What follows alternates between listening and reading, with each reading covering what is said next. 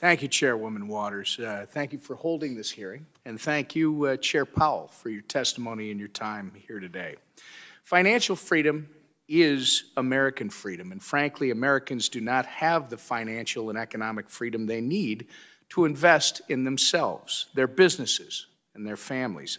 Unfortunately, Americans are too busy making ends meet to focus on anything else.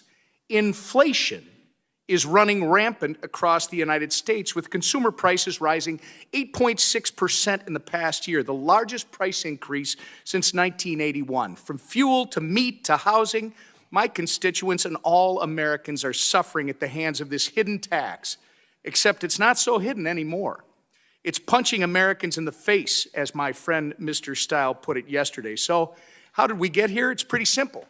We gave up American energy independence. We locked down our citizens and businesses for nearly 2 years, pumped the economy with well over $5 trillion in what's called stimulus funds. And now, as we recover from the pandemic, we simply do not have the energy resources necessary to meet the increased consumer demand. There's a history of Democrat policies we can point to that put us in this position, from refusing to adopt an all-of-the-above energy strategy to recklessly passing $2 trillion in partisan spending through the American Rescue Plan, despite the fact that nearly $1 trillion of bipartisan relief was unspent. But the bottom line is we need solutions now because inflation is beating up the American people. We have to wake up and realize that we cannot continue these spend-your-way-to-prosperity policies. Everyday inflation threatens the financial security of American families, of our constituents. We need solutions. Let me just return to my point about the spending. In December 2020, we'd authorized nearly $4 trillion in bipartisan COVID relief. Yet just 3 months later, Democrats pushed through another $1.9 trillion with hardly any oversight mechanism included, even though a quarter of all COVID relief remained unspent. When President Biden was recently asked if the $1.9 trillion spending bill caused inflation, he said he didn't think the bill had even a minor impact and called the idea, quote, bizarre.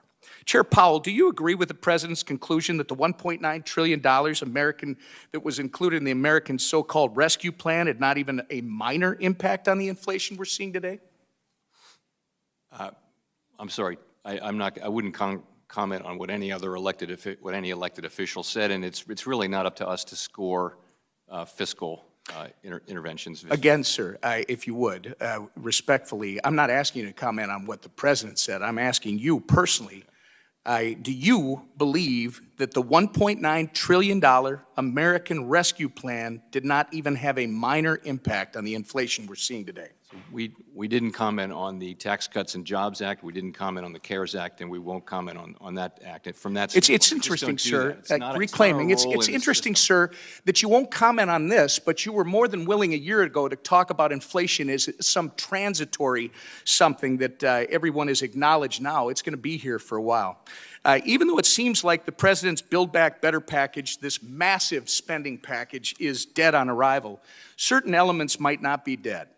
Chair Powell, do you have concerns that if Congress injects a new round of stimulus into the current economy, it could, and in fact will, add to the inflation we're seeing today?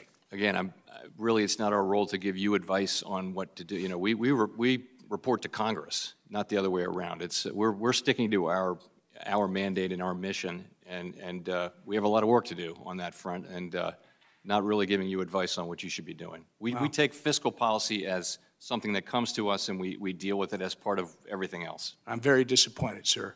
I mean, you are supposed to be in charge of the monetary policy of this country. You're now embarking on raising interest rates because that's the only tool you think you have left. This is not just a dog chasing its tail anymore, sir. This is a dog that's starting to devour its tail and its back end because of the debt that we are carrying. I want to thank you. You acknowledged we're in a bad spot. We're knowingly walking toward an even worse inflation, a recession, and God forbid, food shortages. Yet we're relying on old monetary policy tools to keep us from falling off a cliff.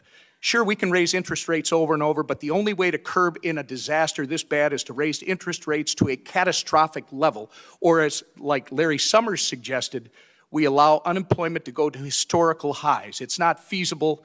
We need to put ourselves on a strict spending diet. And we have to have strict oversight on the funds that Congress has already allocated to make sure not even one single dollar is going to waste.